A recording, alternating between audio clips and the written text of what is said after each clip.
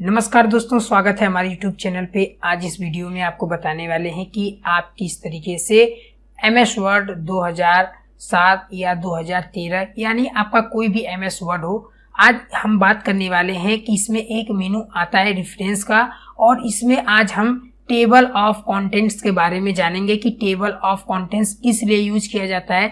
जैसे आप देखे होंगे कि जो हमारे बुक होते हैं उसमें जो पहला पेज होता है उसमें सारे चैप्टर वाइज दिया रहता है, तो उसी को बोलते हैं टेबल ऑफ कंटेंट, यानी जो आपका मेन हेडिंग रहता है। तो वो कैसे यहाँ पे MS वर्ड में बनाया जाता है आज आपको कंप्लीट बताने वाले हैं। तो दोस्तों चलिए वीडियो को शुरू करते हैं। सबसे पहले यहाँ पे हम साइज 16 ले लेते हैं। उसके बाद यहाँ पे सबसे पहले हम नॉर्मल एक कंटेंट बनाते हैं। जैसे मान लीजिए अपने इंस्टीट्यूट का बनाते हैं। जैसे यहाँ पे लिखते हैं शिवम कंप्यूटर, यहाँ पे मान लीजिए हमारे पास यहाँ पे हमने लिख दिया शिवम कंप्यूटर इंस्टीट्यूट, यहाँ पे हमने लिख दिया। यहाँ पे इसको थोड़ा से हम स्पेलिंग सही कर लेते हैं।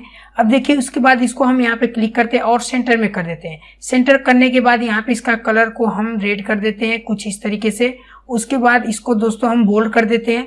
इतना करने के बाद दोस्तों ये हमारी फर्स्ट मान लीजिए बुक का जो चैप्टर है हमने यहाँ पे रेडी कर दिया है, यानी जो बुक है। उसके बाद इंटर हिट करना है, यहाँ पे आपको लेफ्ट साइड आना है। उसके बाद आपको दोस्तों हेडिंग बनाना है। तो हेडिंग बनाने के लिए आपको पहले याद रखना होगा कौन कौन से हेडिंग है, और इसका जो कलर है इसको आपको ब्लैक ले लेना है। जैसे मान लीजिए हम यहाँ पे हेडिंग बनाते हैं, पहला वो है आपका HTML, यानी एक तरीके से बोल दे चैप्टर। ये आपका चैप्टर हो गया HTML का।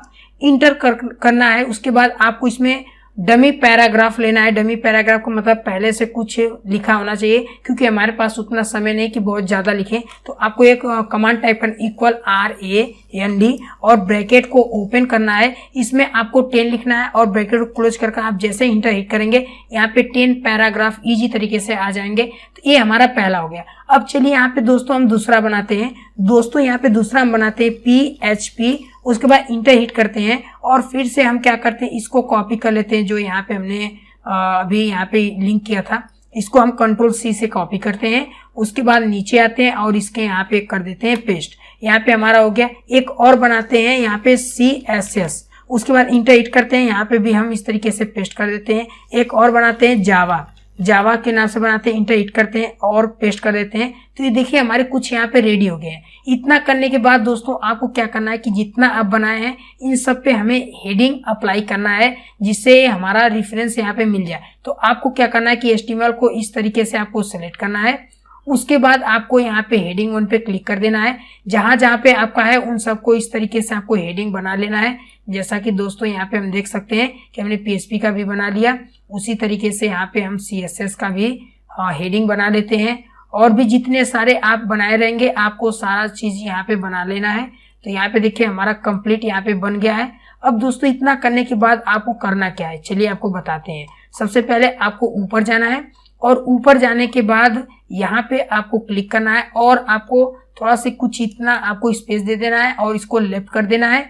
इतना स्पेस देने के बाद दोस्तों आपको ऊपर क्लिक करना है, और क्लिक करने के बाद दोस्तों आपको आना है रेफरेंस वाले ऑप्शन में, टेबल ऑफ कंटेंट में आना है। और पहला जो कंटेंट दिया इस पे आप जैसे क्लिक करेंगे तो आप देख सकते हैं आपका बुक जैसा यहाँ पे बन गया। यानी HTML का जो आपका चैप्टर है 1 पेज पे है, PHP का जो है 2 पेज पे है, और CSS का 3 और 4 पेज पे है, और जावा का 5 पेज पे है। तो इसको हम थोड़ा से कम कर देते हैं, यानी स्पेसिंग जो है। तो यहाँ पे देखिए हमने स्पेसिंग कम कर दिया। अगर दोस्तों आप इसमें कोई चेंजेस वगैरह करना चाहते हैं तो आपको ऐड टू टेक्स्ट पे क्लिक करना है। यहाँ से आपको do not show in table of content पे क्लिक करेंगे तो इसमें आप अलग से भी अटैच कर सकते हैं। मान लीजिए HTML के जगह मान लीजिए आपको कोई और लेना है। जैसे मान लीजिए हमें कोई कंटेंट और ऐड करना है, एग्जाम्पल के तौर पे मान लीजिए यहाँ पे हम लास्ट में एकदम आते हैं, और लास्ट में आने के बाद मान लीजिए हमें यहाँ पे एक और ऐड करना है पाइथन का। तो यहाँ पे इंटर हिट करेंगे और यहाँ पे हम लिखते हैं पाइथन।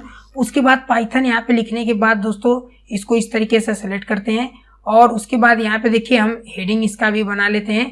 इस तरीके से हेडिंग हम बना लेते हैं। उसके बाद दोस्तों इतना करने के बाद आपको क्या करना है, फिर से रेफरेंस में आना है। लेकिन अगर आप दोस्तों यहाँ पे देखेंगे ऊपर तो हमने पाइथन तो बना दिया है, लेकिन यहाँ पे आपको कोई चेंजेस नहीं मिलेगा। देखिए HTML, PHP, CSS, जावा, लेकिन यहाँ पे अभी पाइथन का नहीं आया है। अगर इसको लाना चाहते हैं तो बस आपको अपडेट एंड टेबल पे जाना है। अपडेट इंटायर टेबल पे जैसे ओके करेंगे तो यहाँ पे आप दोस्तों देख सकते हैं हमारा टेबल बिल्कुल इजी तरीके से हमारा ऐड हो गया है, यानी पाइथन भी ऐड हो गया है। तो इस तरीके से आप बुकलेट बना सकते हैं, बिल्कुल इजी तरीके से कंटेंट को ऐड कर सकते हैं। तो आपको समझ में आ गया होगा कि डिफरेंस कैसे काम करता है।